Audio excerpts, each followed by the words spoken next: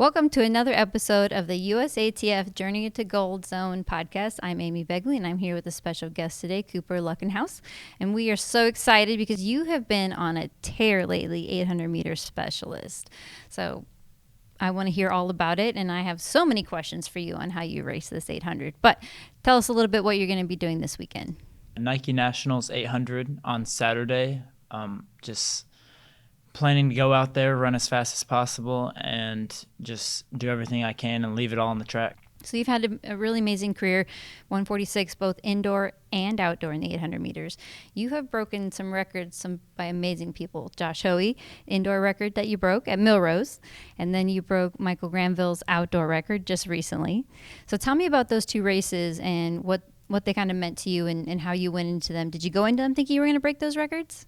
I think going into the race, I knew I could run a time around that 146 range, but you know, those records have stood for so long, especially Michael Granville's for 29 years. So it just proved how hard that one was to achieve. So, you know, I told myself I could, you know, have a shot at the record, but there's a difference between telling yourself and actually going to do it. And when you went into those records, did you have a plan? Because you run it a little bit differently than most people. I mean, you negative split the 800, which is rare. So tell me about, was that a plan that you did? Is that how you like to run the 800? When I broke the national record, it was not the plan to negative split. I wanted to come through 51 high, 52 low, but I think I was 53.5. So definitely not the plan, but I think you just kind of have to, I guess, roll with what you have. You know, you have a second split decision in the 800, so once I hit the line and realized I was a little off, I knew I needed to push the pace right away. So have you trained doing negative splits? Because a lot of people, if they hit 53, they're like, oh, this out the door, and they just give up. But you said, nope, I'm just going to go for it. Yeah, I definitely think we've trained to negative split. Our coach is extremely, he's versatile. He's been able to train me to run from the front, the back, or lead the race, being able to come through a slow pace or a fast pace. So I think I was just prepared going into it for anything. And you're definitely a different 800-meter run because you have the range of 46 in the 4, and you have run sub 16 in the 5K. So you have a nice range. So is cross-country a thing you do just to work the distance, or do you actually like cross-country? I definitely use it for building into track season to build a bigger gas tank. I wouldn't say I truly enjoy it. I like to do it for my teammates, especially running with them is a big part of it, but it definitely helps later for track season. So you would say a lot of 800-meter runners, they go from the sprint side or more the distance side. Do you think you're more of a distance side 800-meter runner, or do you think you kind of split the middle? I think I split the middle, maybe a little more speed than distance. I think the 46.3 is a little more impressive than my 406 in the mile, but I definitely like the speed side more than the distance side. Speaking of the 406, are you going to go after a sub 4 before you graduate? You know, not many high schoolers have been able to do that, so I guess we'll kind of see later down the road, but that would probably be a goal for later down. So Brazier has the U20 record. Are you thinking about getting that? He ran at 19 and he was in college.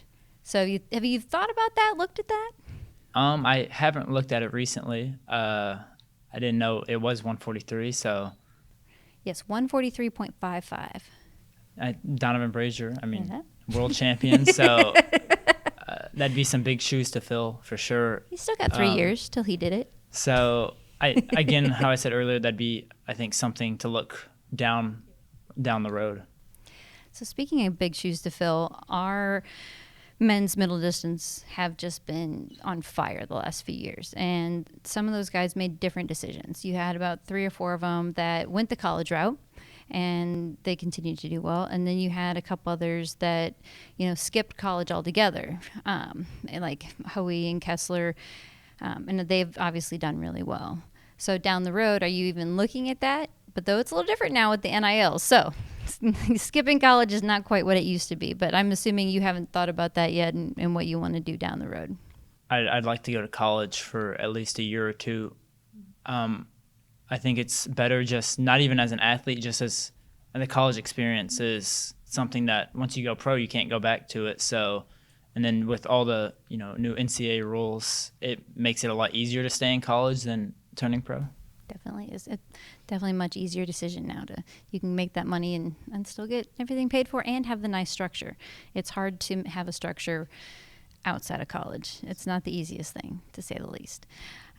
So you live and train in Texas where it's hot and humid, but you broke that record in Seattle. It was a little cooler. So do you have a preference on racing? Do you like the cooler weather, the hot and humid weather? Definitely the cooler weather. Seattle was a lot nicer than Texas in June. So, I don't mind racing in any type of weather. I definitely prefer, 70 degrees, light breeze, but every race is different, and I think you should be able to be prepared for any type of race. Nice. And so have you had to do a lot of rounds recently? And are you getting used to doing the rounds? So in Texas, you have 4 rounds to get to the state meet, Okay. district, area, regionals, and state. So for me, I ran the 800, 400, 4x4 all the way up to regionals. And then at the state meet, ran the 800 and 400.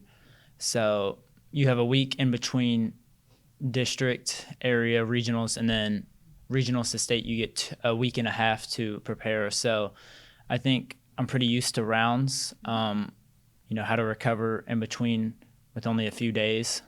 Nice. So what leg do you run on that 4x4? I ran the anchor leg all year. Of course you did. Of course you did. So I know if Wallace was here, he would ask you, what is your, any generation, what would be your 4x4 team that you would put on the track? Any generation, any years, put them all together. Do you have 400-meter runners that you're like, that would be a dream team? I don't know if I could give all the names, but I believe it was 2008 Olympics for Team USA with Warner on the anchor leg. I think that might be one of the best relays ever put together. All right, I'll take that. That was also the team I wasn't on that 4x4. Yeah. But anyways, we won't go there. That was a long time ago. And when you said the record that you broke, it was actually broken in 96, and I was like, that was when I graduated high school, and I'm like, wow, it's been a long time. So it's fun to see you guys breaking all those records and getting them off the books and putting everything in the 2000s. That's kind of fun. So what is next for you after this summer? I think just taking a little bit of a break mentally and physically, take a week or 2 off, and then slowly start building back into fall training for cross-country season. Yep. And just kind of get prepared for 5Ks. Okay, I like that. So what are your favorite cross-country workouts? You said you like more the speed side, so cross-country workouts can't be your favorite. So what's going to be the fun stuff for you this fall? So we don't do high volume for workouts for cross-country. So a lot of workouts we did would be just simple 4x800, just at 2-mile pace. Track season is kind of the most important thing for us. The mileage is a little higher in cross country than track season, so that's kind of where that strength side comes in, a little bit faster runs. So I wouldn't say workouts. It's a little slower than track season, at not much speed. Okay. So what is your mileage that you're doing both cross country and then with outdoor? Do you change it? Do you vary it a lot? This past cross country season, I was around 32 to 35, and then this track season, I'd be anywhere from 30 to 32. So it's only a few mile change, but I think that can go a long way, just staying healthy. Okay. So what's your long run then? My long run, I've done one 8-mile run before. It's pretty tough. But normally it's 6 to 7 miles. Okay. So when I was coaching, I don't know if she'd enjoy me saying this, but when I was coaching, Olivia Baker came and ran for us. And she was more from the sprint side, and the training program we have is more on the distance side. And she had never run a long run where she could talk to someone. And I'm like, yeah, you're just going to go out and you're going to, do some miles and talk to your teammates. And she looked at me like, she's like, wait, talk to people? I'm like, yeah, you're going to talk to people on this run.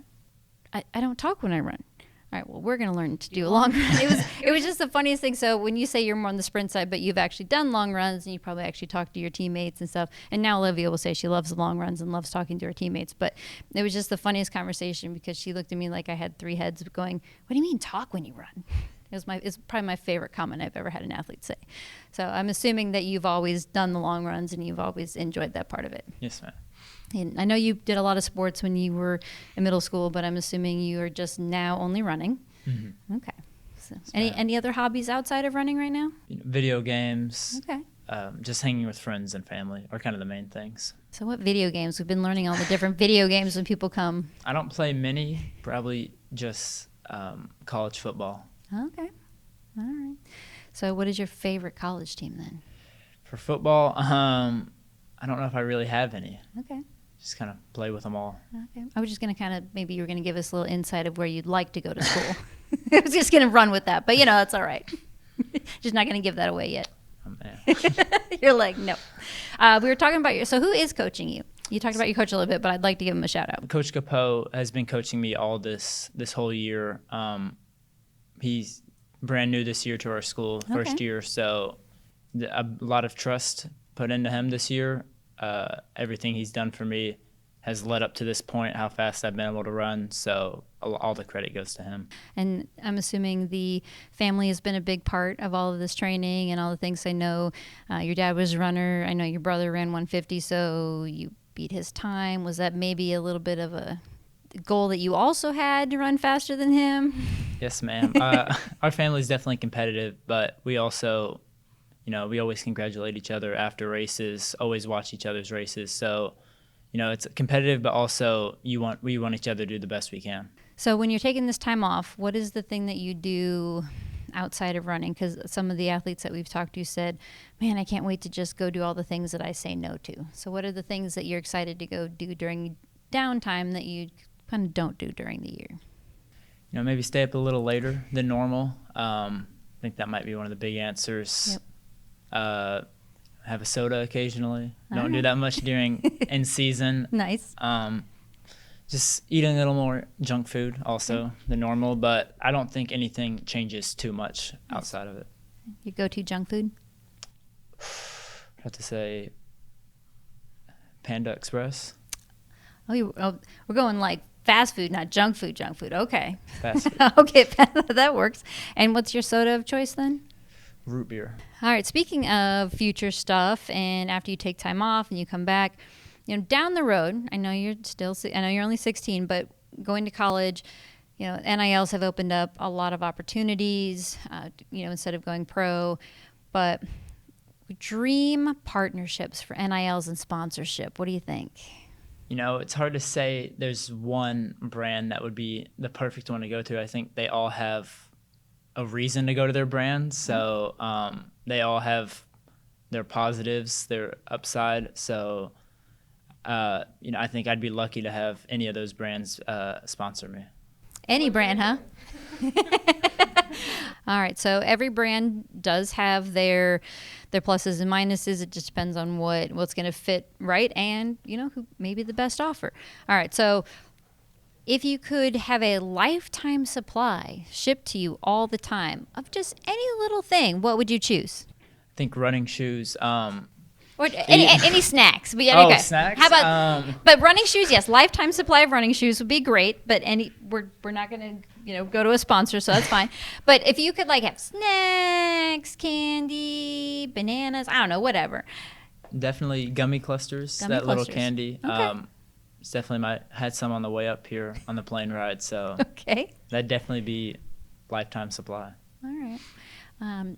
Anything else? We got running shoes, spikes, socks, I don't know. Just anything running gear. So where can people find you, follow you, give us a shout out on things? On Instagram, it's Cooper.Lutkenhaus. All right. Well, Cooper, we're really excited about what you have done, breaking all these records. You're only 16. You have an incredibly bright future ahead of you. You are in the footsteps of some of the best middle distance runners that have come, and I think you will probably be one of the next names that we continue to talk about 20 years from now. Thank you. Thank you.